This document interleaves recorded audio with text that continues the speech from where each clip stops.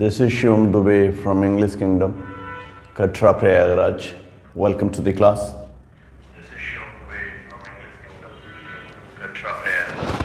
Welcome to the class. Well, so in the class there had been some problem, especially related to technical issues. We're trying to sort it out, and luckily we could. And without any more delay, we'll move to this class actually. And at first we go with the introduction of Pablo Neruda and then the poem Keeping Quiet.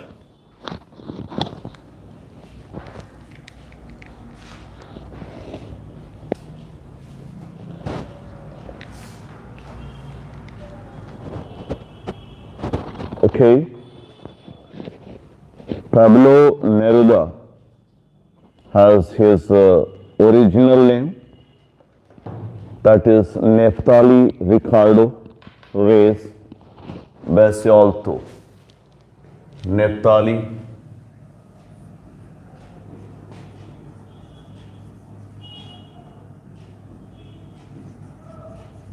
Ricardo's Reyes Basalto.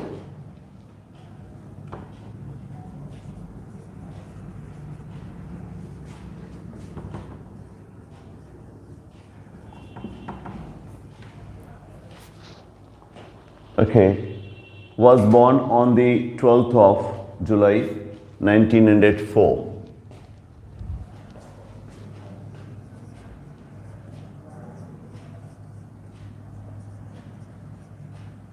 July.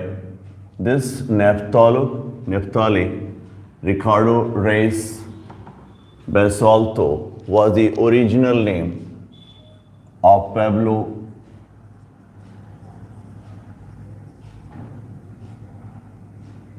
Neruda.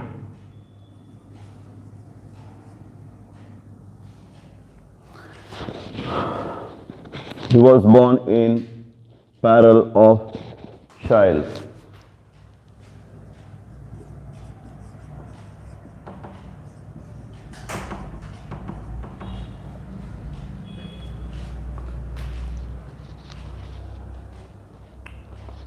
His father was Jose del Carmen Reyes.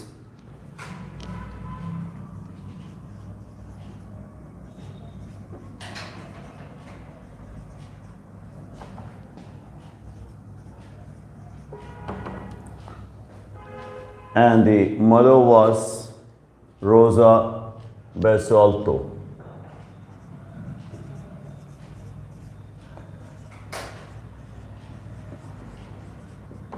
So from the two, you see the title, Reyes from father and Basalto from mother, and the name was Neftali Ricardo.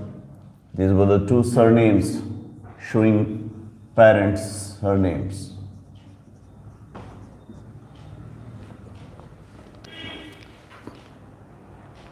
God bless you, Devin. This was clear now.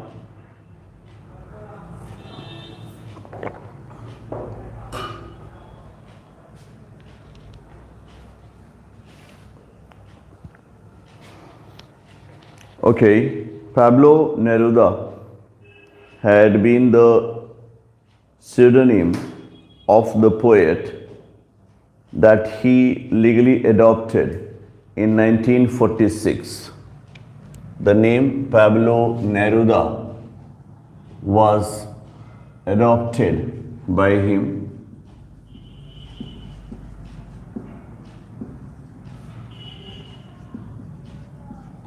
legally, and that he could do in 1946.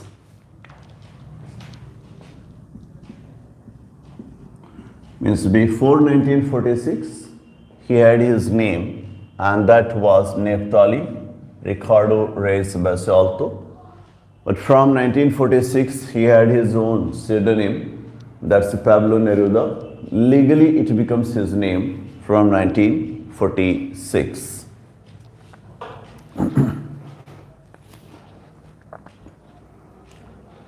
He had been a poet, and the first poems were published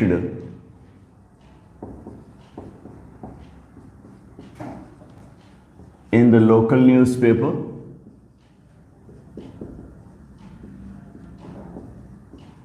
Means as a poet he started his career, and later on he becomes the worldwide, as there had been a magazine, and that was the name of the magazine is Santiago.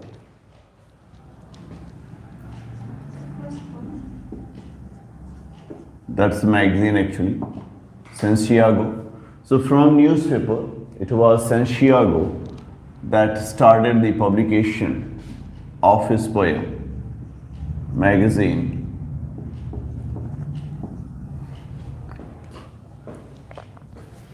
Santiago was there.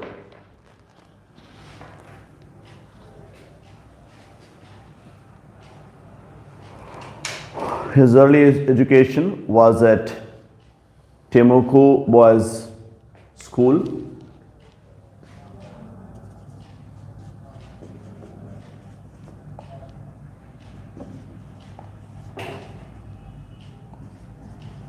Where he entered in 1910. When he was 6 years old, he was enrolled there, and his secondary schooling was ended in 1920. Means from 1910 to 1920, he was continued there at Temuco Boys School, and he was actually encouraged, and especially by the principal of Temuco Girls School, Gabriela Mistral. Gabriela Mistral was the principal of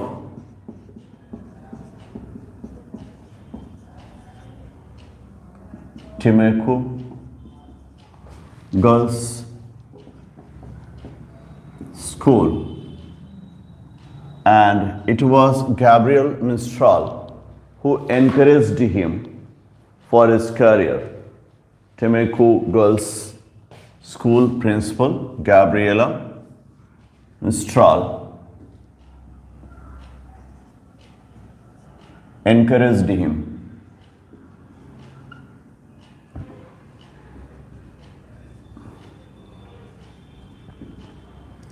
For his career, though Gabriela was the principal of. Okay, Sachin.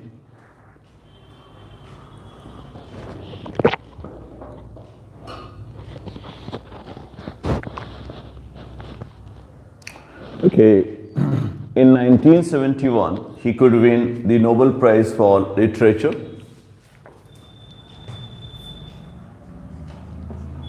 The prestigious Nobel Prize for Literature was won by him in 1971. About him, there had been great estimation from the Colombian novelist Gabriel Garcia Marquez. Gabriel Marcia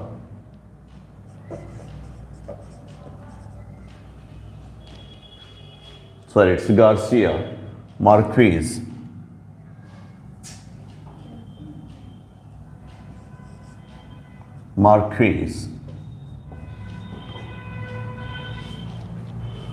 Okay.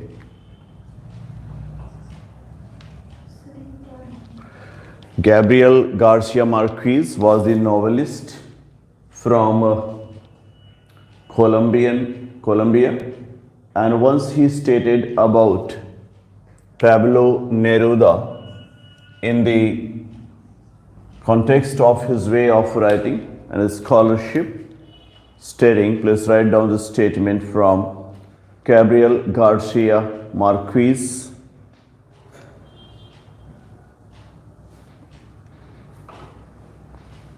The greatest poet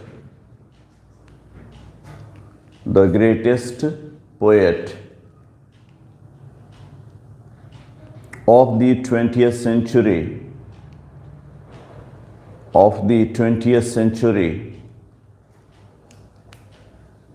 in any language,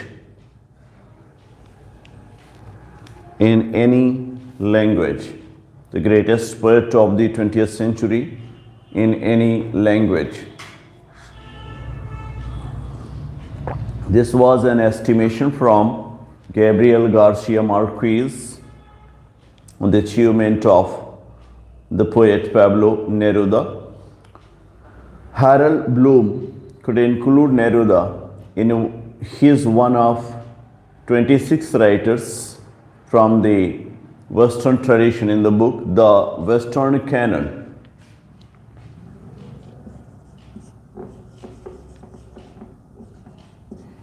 Western Canon is a work of Harold Bloom. There in this work, he could discuss 26 Western writers, and one of them was Pablo Neruda. So Harold Bloom included Neruda as one of the 26 writers that was central to the Western tradition. Pablo Neruda was a sentimental human being, and his life moved around the effort to make people realize the value of peace, the value of understanding each other, and that's what we find him revealing from his poem Keeping Quiet as well. His most of the poems were in a Spanish language.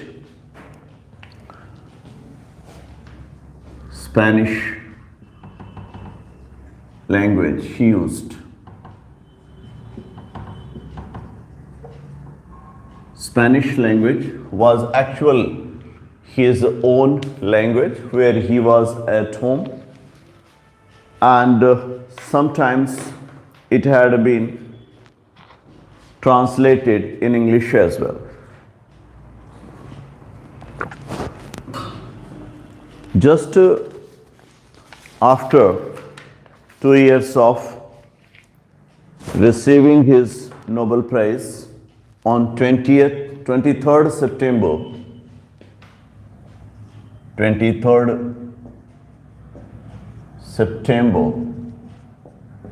1973, Pablo Neruda breathes his last.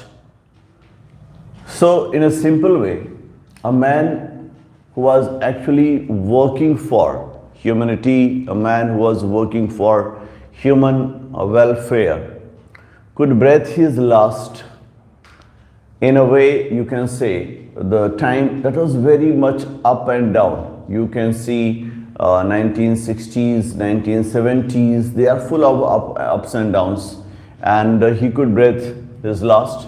And the poem that we're going to study, this Keeping Quiet, is actually an interesting phase of his writing that revealed his way of not liking the world wars, and especially the people being very active to maintain peace.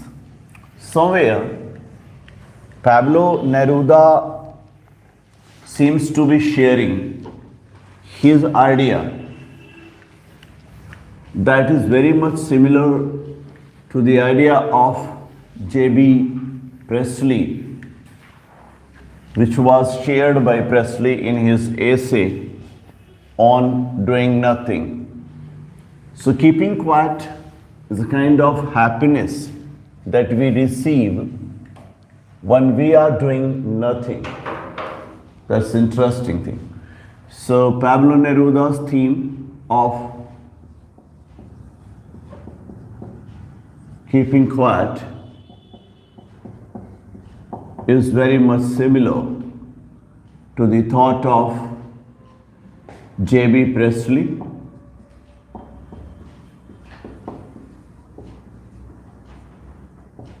in his essay on doing nothing. According to Presley, the world is in a trouble not because of its laziness, but because of its activeness.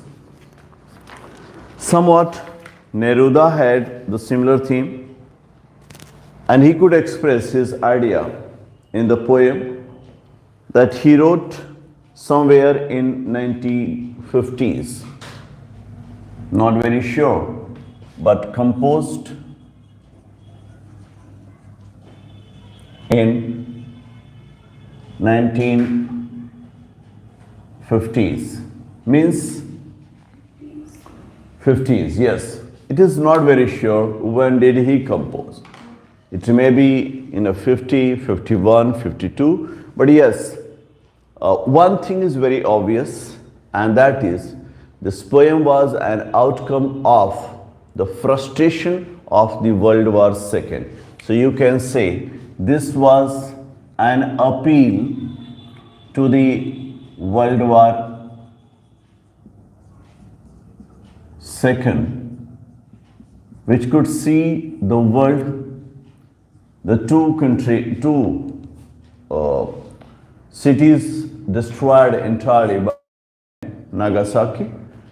So Pablo Neruda, as a man appealing to the world, composed this poem, but the poem was not published there, and it was published actually posthumously in 1974. Posthumous publication was done in 1974. As you see, Pablo could breathe his last in 1973, and the poem was published in 1974 in a collection Extravagaria.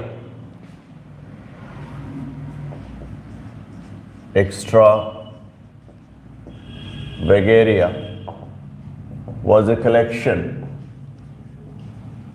that had the publication of this poem, Keeping Quiet. It was actually, as I told you, was originally written in Spanish language.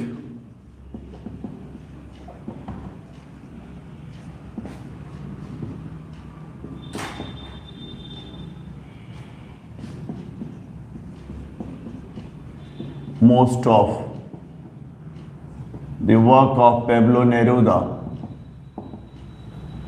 composed in Spanish language. Later on, it was translated by Alastair Reid.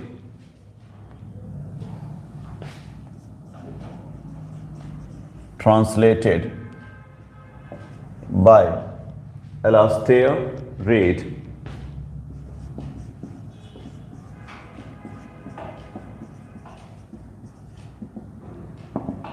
So, the poem that we're going to study, Keeping Quiet, is a translation by Alastair Reid. There are 36 lines in all.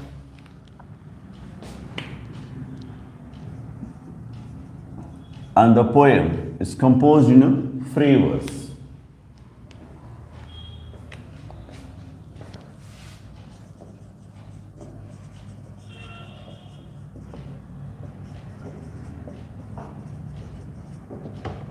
So the poem is an instance, an example of free verse, and is meditative, so reflective and dramatic. It is reflective, means philosophical, and dramatic poem. You can say that somewhere Pablo Neruda wants to let us see the consequences or outcome of war, how this war makes influence. That's what he wants to show through this poem. And its a consequence, its a outcome were also discussed, as I told you, that it had been divided in 5 stanzas.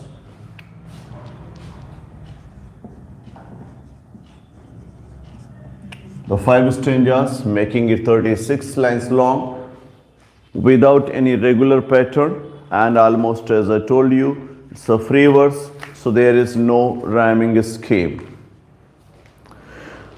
We have great use of figure of speeches like pun, parallelogia, repetition, assonance, consonance, personification, metonymy, anaphora, irony, symbolism, enjambment, extended metaphor, and many more. You will find these being used in the lines, so that had been very powerful part. You can say so many figure of speeches have been used in this little piece. And right, we go through the text of the poem.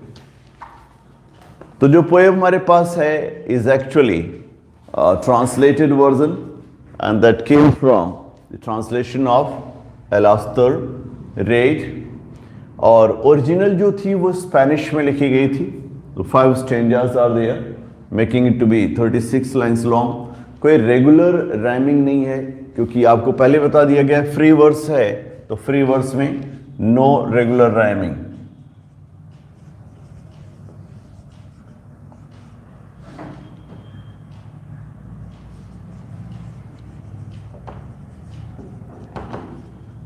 Scheme, कोई भी regular rhyming scheme हमें वहां पर नहीं मिलती है.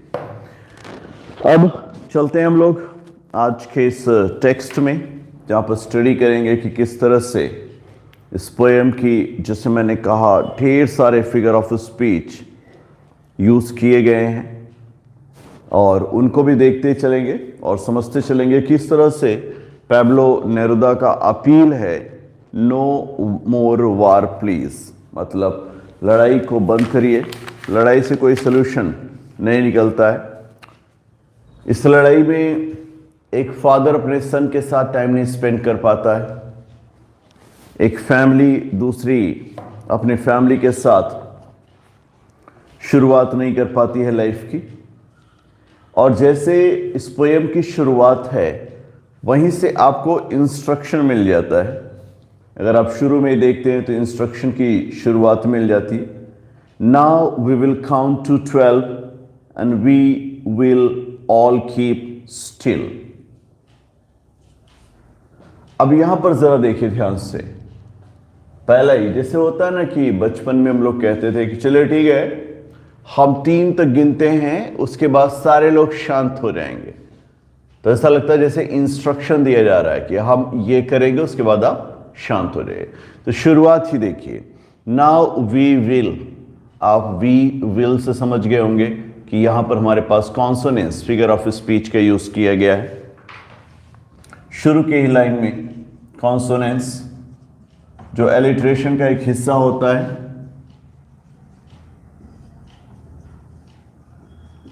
Alliteration figure of speech का हिस्सा होता है, तो शुरू की ही लाइन में हमको कॉन्सोनेंस मिलता है. Now we will count to 12. चलिए तो हम 12 तक गिनते हैं. And we will all keep still, और हम सारे लोग शांत होंगे. अगर आप ध्यान से देखिए तो फिर से वी विल को रिपीट किया गया है. थोड़ा सा एनाफोरा का टच यहाँ पर ले रहे हैं. पूरी तरह से तो मैं नहीं कहूँगा, क्योंकि बिल्कुल शुरू में तो नहीं है, लेकिन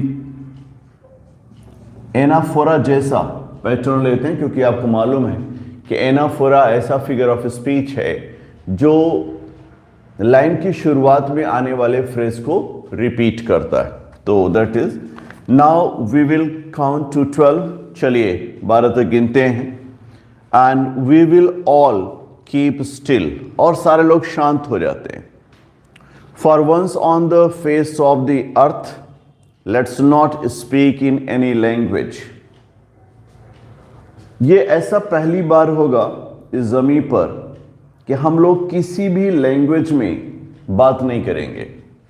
language here stands for the people and that is the use of metonymy. यहां पर जो लैंग्वेज कह रहे हैं बात तो सही है. देखिए बातों से बातें बनती भी हैं, बातें बिगड़ती भी हैं. ज्यादा बातें बिगड़ती हैं, बनती कम है. ये मैं नहीं कहता हूं, ये दुनिया के बहुत बड़े बड़े ज्ञानियों ने कहा है कि बातों से बातें बिगड़ जाती हैं. थोड़ी कम बातें करो, बातें संभली रहेंगी. वो आप लोगों ने कहा ना कि एक स्टेटमेंट है, speech is silver, silence is golden, है ना. कम बोलना गोल्डन होता है, कई मायने में गोल्डन होता है. एक तो आप फजीहतों में नहीं फंसते हैं, है ना, बेवजह का आपका विवाद नहीं होता. दूसरी बात यह होता है कि आपको खुद को समझने के लिए ज्यादा समय मिलता है. और तीसरी बात, जब कभी आप बोलोगे तो लोग उसका वैल्यू करेंगे. क्यों? क्योंकि आप कम बोलते हो ना, तो जब बोलोगे लोग वैल्यू करेंगे, अदरवाइज लोग वैल्यू नहीं करते. तो एक टफ चीज है दुनिया को यह कहना कि चलो पहली बार ही सही, जब से इस जमीन पर आप आए हो. क्यों? क्योंकि जमीन पर आते ही तो हम लोग बोलना शुरू कर देते हैं. रोना शुरू होता है ना बचपन में, जैसे ही पैदा हुए के शुरू हो गए. तो क्या फर्स्ट टाइम, पहली बार जब से आप जमीन पर आए हैं, थोड़ी सी कोशिश करते हैं, let's not speak in any language. किसी भी भाषा में बात नहीं करते हैं, चुप रहने की कोशिश करते हैं. Let's stop for 1 second. बहुत ज्यादा समय नहीं लेंगे, केवल 1 सेकंड के लिए आपसे कहेंगे not move our arms too so much. Arms is used here for pun. यहां पर पन का यूज आर्म्स में किया गया है. पन श्लेष अलंकार होता है, आप लोग जानते ही, जहां एक शब्द के एक जगह यूज पर डिफरेंट मीनिंग आ जाए, अलग अलग मीनिंग आ जाए, वो हमारे लिए क्या होता है? पन होता है. अब यहां पर जैसे इन्होंने कहा नॉट मूव और आर्म सो मच. अगर हम पार्ट्स ऑफ बॉडी की बात करें तो ये हमारा पार्ट्स ऑफ बॉडी है. ये हाथों को हम ज्यादा मूव ना करें. ज्यादा मूव न करें मतलब बहुत ज्यादा काम ना करें. तो एक तो हाथ हो गए. दूसरे, युद्ध किससे लड़ा जाता है? आर्म्स से, शस्त्रों से. तो हमारे पास जो शस्त्र हैं उन शस्त्रों का हम यूज ना करें. सिर्फ 1 सेकंड के लिए सोचें, शांत रहें. केवल 1 सेकंड पूरी दुनिया में, सिर्फ 1 सेकंड के लिए, सिर्फ 1 सेकंड के लिए पूरी दुनिया शांत हो जाए. इस दुनिया का बहुत बड़ा प्रॉब्लम खत्म हो जाए. सिर्फ शस्त्रों के यूज से हम लोग अपने आप को खो रहे हैं. कितना खूबसूरत कहा, not move our arms so much.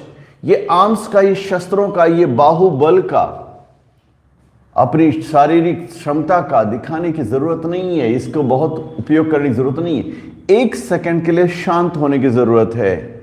It would be an exotic moment. आपको अंदाजा भी नहीं होगा कि ये मोमेंट कितना खूबसूरत होगा, कितना आकर्षक होगा. विदाउट रश, विदाउट इंजन, जहां पर कोई भी रश नहीं, कोई भीड़ भाड़ नहीं है, कोई इंजन नहीं है, कोई गाड़ी घोड़े नहीं चल रहे हैं, सब शांत हैं. We would all be together in sudden strangeness. खूबसूरत सा कॉन्सोनेंस एक बार फिर से आप देखेंगे. हम सारे लोग जुड़ना होगा, इसका शायद हमें खुद को भी बिल्कुल एहसास नहीं था. सडन स्ट्रेंजनेस, जब कभी आप शांत होते हो तो आपको फील होता है कि एक्चुअल में ऐसी कुछ चीजें हैं भी जिसको मैं फील कर रहा हूं, और सच में ऐसी चीज है। आप जब तक बकबक करते रहोगे ना, जब तक आप बोलते रहोगे, आपको चीजों का एहसास नहीं होगा। जब आप शांत होते हो तो खुद को सुनने का वक्त होता है आपके पास। जब आप शांत होते हो, खुद को संवारने का वक्त होता है। और यह खामोशी है जो हमें एक दूसरे से जोड़ देती है, जहां बोले बगैर भी हम लोग एक दूसरे से बातें कर लेते हैं। एक अजीब सा लिंक होगा पूरी कायनात में, एक सेकंड के लिए ही सारे लोग एक साथ शांत होंगे। ना कोई इंजन चल रहा होगा, ना कोई गाड़ियां चल रही होंगी। क्या खूबसूरत ही मोमेंट हो, कोई भाग दौड़ नहीं, ना ऑफिस के लिए लेट हो रहे हैं, ना क्लास के लिए लेट हो रहे हैं, किसी चीज के लिए लेट नहीं हो रहे। सब थम सा गया, सब रुक सा गया, सिर्फ एक सेकंड के लिए। We would all be together in a sudden strangeness. आपको अंदाजा नहीं होगा, इस कायनात के सारे लोग सिर्फ एक सेकंड के अंदर एक दूसरे के बिल्कुल साथ होंगे। दुनिया कहती है कि हम साथ में जोड़ेंगे, साथ में जोड़ेंगे। एक तरफ बॉम्ब गिरा रहे हो, दूसरे साथ जोड़ने की बात कर रहे हो। कैसी बातें करते हो, डबल फेस लेकर चल रहे हो, कभी नहीं जोड़ सकते हो। जोड़ने के लिए ताकत की जरूरत नहीं होती है, समर्पण की जरूरत होती है। जीत की जरूरत नहीं होती, हार की जरूरत होती है। और आप जीत करके लोगों को जोड़ना चाहते हैं, इम्पॉसिबल। इससे कभी लोग जुड़ ही नहीं सकते। आप बोलकर लोगों को जोड़ना चाहते हैं, कभी जुड़ ही नहीं पाएंगे। आप शांत रह करके देखिए। भरत और राम जी के बारे में तो आप लोग जानते ही होंगे। भरत जी ने कुछ कहा ही नहीं राम जी से कि आपको हमारे साथ चलना है। खामोशी में ही बात हो गई दोनों भाइयों की। राम जी समझ लिए, भरत जी बोल लिए कि भरत जी चाहते क्या है, राम जी कहना क्या चाहते हैं। भरत जी जब खाली हाथ चलने लगे तो राम जी को लगा कि यार मेरा भाई आया था मुझसे मिलने के लिए, इतना रिक्वेस्ट किया। भरत जी के आंसू रुकते नहीं है वहां पर, तो मैं कुछ न कुछ तो इसको निशानी दे ही दूं। ईश्वर वहां पर झुक जाता है अपने भक्त के सामने। यह हमेशा की दास्तान है। आप शांत रहकर तो देखिए, आप अपने अहम को दबा करके तो देखिए, आपके सामने एकदम दुनिया झुकी नजर आएगी। आप झुकने की अपने अंदर कला ले आइए। लेकिन यहां झुकता कौन है? तो ये नहीं है ना? इस दुनिया में विनाश का ही कारण ये बन रहा है। हम नहीं समझ पाते ये खामोशी एक सेकंड में सारी दुनिया को कैसे एक साथ जोड़ देगी। Fisherman in the cold sea would not harm whales. Symbolic use देखिए, यह सिंबलिज्म का यूज है फिशरमैन से। और शुरू में ही आपने जो काउंट टू 12 था, उससे भी मैंने आपका इंस्ट्रक्शन का सेंस आता है। और यहां पर जो फिशरमैन और वेल की बात हो रही है, वेल भी सुकून में, फिशरमैन भी सुकून में। क्यों? क्योंकि फिशरमैन कौन है? जो ऑपरेस करता है, ऑपरेसर, जो अत्याचार करता है। वेल कौन है? जो ऑपरेस्ड होती है, जिस पर अत्याचार होता है। लेकिन अगर हम एक सेकंड के लिए रुके तो आपको मालूम है दोनों को आराम मिलता है। जो ऑपरेसर है, जो फिशरमैन है, उसके लिए क्या आसान होता है वेल्स को पकड़ना। वेल्स को पकड़ने के लिए कितनी ताकत की जरूरत होती है, कितनी तकलीफ उसको सहना पड़ता है। कई बार उसके हाथ कट जाते हैं। याद करिए सैंटियागो को,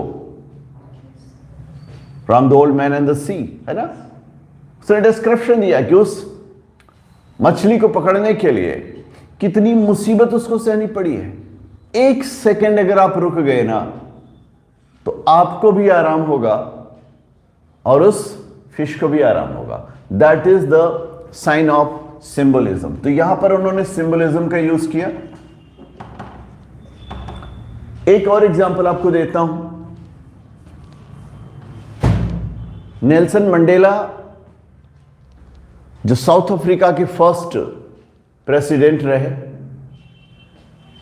उन्होंने अपनी ऑटोबायोग्राफी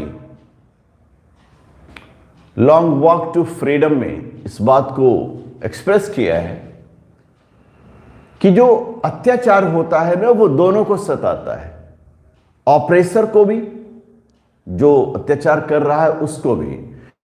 बच्चे को मारना होता है आपको, तो आपको कितना बेरहम बनना पड़ता है। तो खुद को पहले तकलीफ देते हो, आप बेरहम बनाते हो, है ना, अपने इमोशंस को कंट्रोल करते हो, अपनी फीलिंग्स का मर्डर करते हो, तब जाकर आप बच्चे को पीट पाते हो ना। तो बच्चे को तो तकलीफ होती ही है, आप जब उसे पीटते हो खुद को भी तकलीफ आपको होती है। इन द सेम वे जो ऑपरेसर है फिशरमैन और जो ऑपरेस्ड है व्हेल, इन दोनों में भी वही रिलेशन है। अगर ये 1 सेकंड का सुकून होगा ना तो वो सुकून दोनों को होगा, ऑपरेसर को भी और ऑपरेस को भी। इसी तरह से दुनिया पर शासन करने वाली जो कंट्री है उसे भी सुकून होगा, और दुनिया की सबसे कमजोर जो कंट्री होगी उसको भी सुकून होगा। किससे? सिर्फ 1 सेकंड शांत रहने से।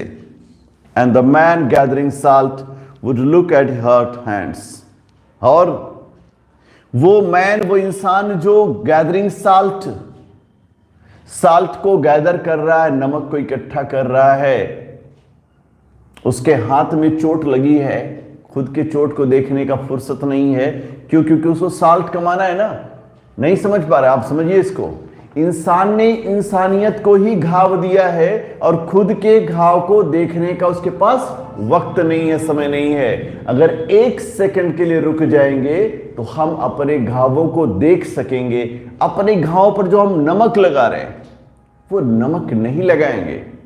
दर्द तो हमें ही होता है ना, तकलीफ तो हमें ही होती है। कोई भी दुनिया को छोड़ता है वो इंसानियत का ही नुकसान होता है। लेकिन हम क्यों नहीं पश्चाताप करते? क्योंकि हम कभी उसको सोचते ही नहीं। क्यों नहीं सोचते? क्योंकि समय नहीं है। इस बिजी वर्ल्ड में, इस भाग दौड़ की दुनिया, इस रश की दुनिया, इस इंजन की दुनिया में दिन भर भागते दौड़ते रहते, हमारे पास फुर्सत ही नहीं है, हमारे पास वक्त ही नहीं है कि हम अपने हाथों में लगे हुए घाव को भी देख सकें। इसलिए कहते हैं कि थोड़ा 1 सेकंड रुक तो जाओ। नहीं, ये मैन, ये इंसान, and the man gathering salt, वो मैन, वो इंसान जो साल्ट को गैदर कर रहा है, would look at his heart hands. Heart hand में एक बार फिर से आप कॉन्सोनेंस का यूज देखेंगे। उसके पास वक्त तो होगा कि अपने हाथों में लगे हुए घावों को वो देख सकेगा। नहीं तो भाग दौड़ की दुनिया में उसके पास इतना फुर्सत ही नहीं होगा, इतना समय ही नहीं होगा कि वो अपने घावों को भी देख सके। इसलिए those who prepare green wars, wars with gas, wars with fire, वो सारे लोग जो ग्रीन वार की तैयारी करते हैं, चाहे वो वार विद गैस हो या वार विद फायर हो, दोनों में अगर आप देखेंगे तो यहां पर रेपिटेशन का यूज किया गया है, और इसको हम लोग फिगर ऑफ स्पीच में पैलिलोजिया कहते हैं।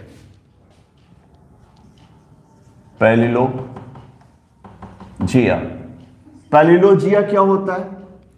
एक ही लाइन में सेम फ्रेज का रेपिटेशन। जैसे इसमें देखिए दिया हुआ है ना, wars with gas, wars with fire. तो एक ही लाइन है, उसी लाइन में हम उसी फ्रेज को रिपीट कर रहे हैं, तो इसको हम लोग कहते हैं कि पैलिलोजिया है। वैसे ही कम से कम थोड़ी बहुत सिमिलर ये एनाफोरा से भी होता है। एनाफोरा के लिए हम लोग कहते हैं कि लाइन की शुरुआत इससे होती है, और पैलिलोजिया से हम लोग कहते हैं कि ये फ्रेज की शुरुआत, या एक ही लाइन में दोनों सेक्शन की शुरुआत करते हैं। तो कहते हैं those who prepare green wars, वो सारे लोग जो ग्रीन वार की तैयारी करते हैं। Wars with gas, wars with fire, victory with no survivor. क्या खूबसूरत लाइन लिखी, विक्ट्री विद नो सर्वाइवर। अरे ऐसी जीत का क्या मतलब है जिसमें हमने युद्ध तो जीत लिया लेकिन उसको देखने वाला कोई सर्वाइवर नहीं, कोई जिंदा नहीं है। जो युद्ध लड़ता है उसको क्या मतलब हुआ कि जीत क्या हुआ क्या नहीं हुआ?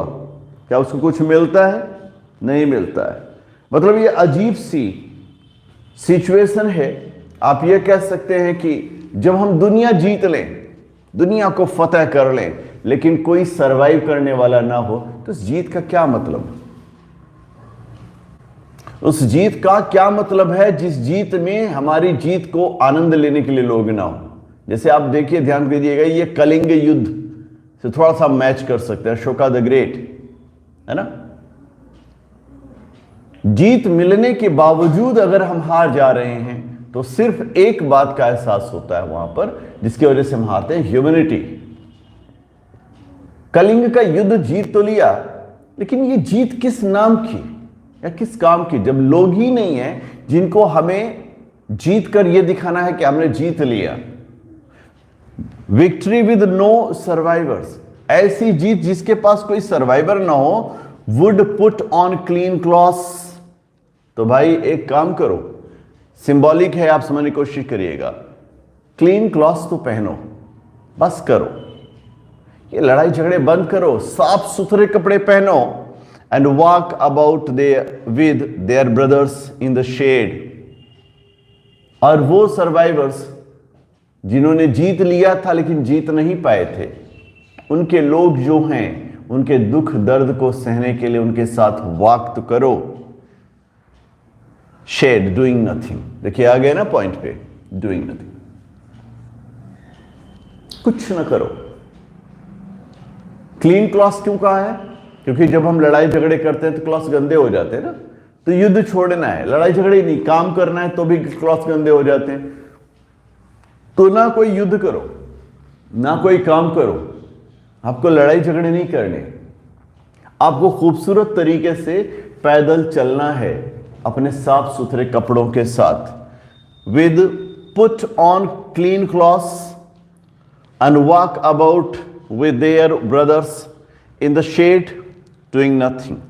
What I want should not be confused with total inactivity. देखिए, मैं आपसे जो चाहता हूं उसको आप ये मत सोचिए कि मैंने कह दिया काम ही नहीं करना है ना। बहुत से लोग तो खुश हो जाएंगे कि पैब्लो नेरुदा ने कहा है काम ही नहीं करना है, छोड़ो हटाओ, बकवास है, तैयारी नहीं करनी है ना। उन्होंने कहा नहीं नहीं, आप कंफ्यूज मत होइए, ये टोटल इनएक्टिविटी नहीं है, पूरी तरह से आपका आलसपन नहीं है, कुछ तो करना पड़ेगा आपको। Life is what it is about. जिंदगी तो फिर जिंदगी है ना, बिना कुछ किए तो चलेगी नहीं। और जिंदगी तो खुद भी कहती है चलते रहो, तो चलना तो पड़ेगा। Life is what it is about, I want no truck with death. जिंदगी जैसी है वैसी चलेगी। आज हम लोग पास कार है, बंगले हैं, गाड़ी हैं, धन दौलत है, एक्सेट्रा एक्सेट्रा, हम जीवन जी रहे हैं। 100 वर्ष पहले जो हमारे पूर्वज थे उनके पास इतना धन दौलत गाड़ी घोड़े नहीं थे, तो क्या वो जिंदगी नहीं जी रहे थे? क्या उनकी हैप्पीनेस हमारी हैप्पीनेस से कम थी? मैं तो कहूंगा उनकी हैप्पीनेस हमारे हैप्पीनेस से ज्यादा थी, क्योंकि हम आज इतना कमा रहे हैं फिर भी खुश नहीं है। That's the difference. कुल मिलाकर हमें हैप्पीनेस चाहिए, लेकिन हैप्पीनेस किसके बदले में? ट्रक्स ऑफ डेथ्स, मरे हुए सैनिकों, मरे हुए लोगों की बॉडी से भरे हुए ट्रक के साथ वो खुशी चाहिए? कत्लेआम से खुशी नहीं। I want no truck with death. If we were not so single minded, अगर हम लोग इस तरह से एक दिमाग वाले ना होते, about keeping our lives moving, जिसमें सिर्फ हम अपनी जिंदगी को मूव कराते हैं, दौड़ाते रहते हैं, for once could do nothing, can be possible कि हम अपनी जिंदगी में सिर्फ एक बार डू नथिंग, कुछ भी ना करें। For once could do nothing, perhaps a huge silence might interrupt this sadness of never understanding ourselves. हम लोग कभी खुद को ही नहीं समझते हैं। क्यों नहीं समझते? क्योंकि हमारे पास सुकून नहीं है। खुद को ना समझने की ये जो प्रॉब्लम है हमारे पास ना, इसको अंत कर सकता है कौन? साइलेंस। एक बार पूरी जिंदगी में आप शांत होकर तो देखिए, आपको खुद की समझ हो जाएगी। कहते हैं perhaps a huge silence might interrupt this sadness. हमारी लाइफ में जो सैडनेस है ना, कौन सी सैडनेस है? ऑफ नेवर अंडरस्टैंडिंग आवरसेल्व्स, कि हम कभी खुद को समझ ही नहीं पाए, उसको कौन इंटरप्ट करेगा, उसको कौन रोकेगा? ह्यूज साइलेंस, हमारी दुनिया की सबसे बड़ी खामोशी। End of threatening ourselves with death. और खुद को हम थ्रेटन करें, दूसरों को थ्रेटन नहीं करें, खुद को थ्रेटन करें। किससे? डेथ से।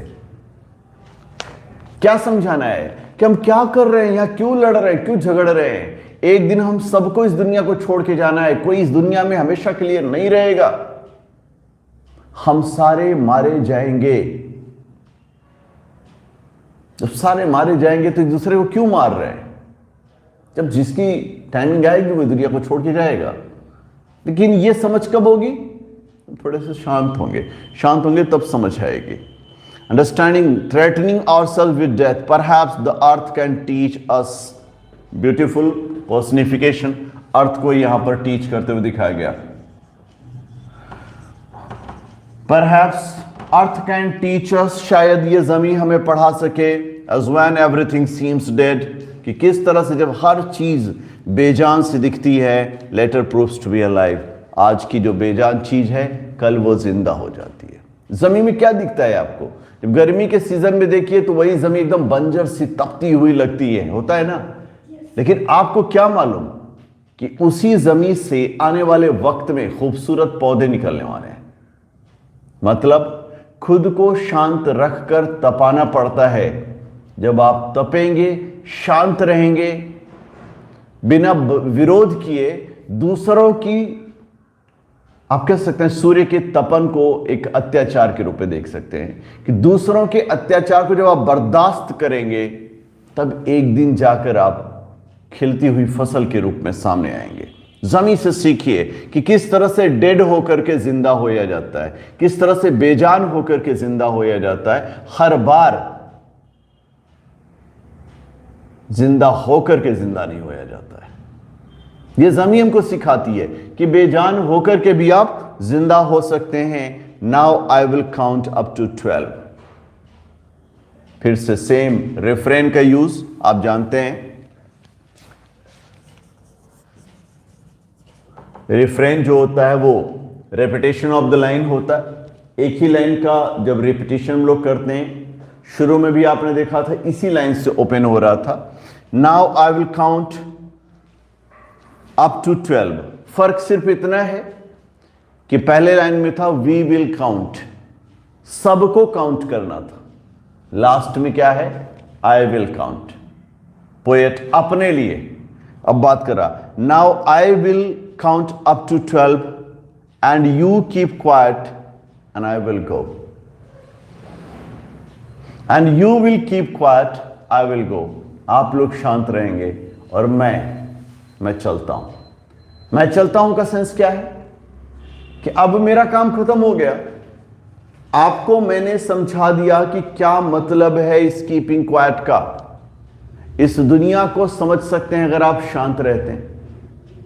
इस दुनिया की सबसे बड़ी समस्या जो है, जहां हम लोग अपने आप में उलझे पड़े होते हैं, हमें खुद नहीं समझ होती है कि हम क्या कर रहे हैं क्या नहीं कर रहे हैं। आप उस उलझन से बच सकते हैं। आपको यह समझ हो जाएगी कि आप क्या कर रहे हैं, आपको क्या करना चाहिए।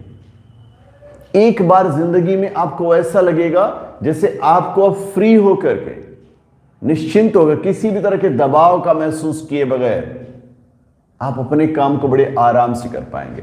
टोटल इनएक्टिविटी की बात पैब्लो नेरुदा नहीं कर रहे। बिल्कुल निश्चिंत नहीं हो जाना है, कुछ तो काम करते रहना होगा। लेकिन इस काम का मतलब इस तरह से नहीं है। बिल्कुल जो आइडिया जेबी प्रेस्ली ने ऑन डूइंग नथिंग में कहा था कि आप कुछ नहीं करेंगे तो दुनिया अच्छे स्थिति में आ जाएगा, उसी तरह की बात पैब्लो नेरुदा ने भी कहा है कि अगर आप कुछ नहीं करते हैं तो दुनिया अच्छी होगी, क्योंकि आपको दुनिया की समझ हो जाएगी। लेकिन कुछ नहीं करने का मतलब यह नहीं है कि चुपचाप पड़े रहो, कुछ न कुछ करते रहोगे। थोड़ा बहुत तो करोगे ही, है ना। थोड़ा खाना खा लेना, थोड़ा पानी पी लेना, थोड़ा मुस्कुरा लेना, लेकिन ज्यादा बोलना नहीं, क्योंकि ज्यादा बोलोगे तो गड़बड़ करोगे, है ना। और सीखो इस जमीन से, सीखो इस जमीन से कि कैसे शांत रह करके, बेजान दिख करके कैसे जिंदगी दी जाती है। खुद को शांत रख करके आप कैसे अपने जीवन को हरा भरा रख सकते हैं। खुद को बेजान दिखा करके कैसे आप उसमें एक जिंदगी की शुरुआत कर सकते हैं। ये जमीन से सीखो। और अब बारी है मेरी, मैं काउंट करूंगा आपको 12, आप लोग शांत रहिएगा, मेरे चलने का वक्त आ गया। तो आज के लिए इतना ही। We'll see you tomorrow in the class. That's all from me. Thanks a lot for watching. Keep watching, keep learning, and keep working hard. Thank you very much.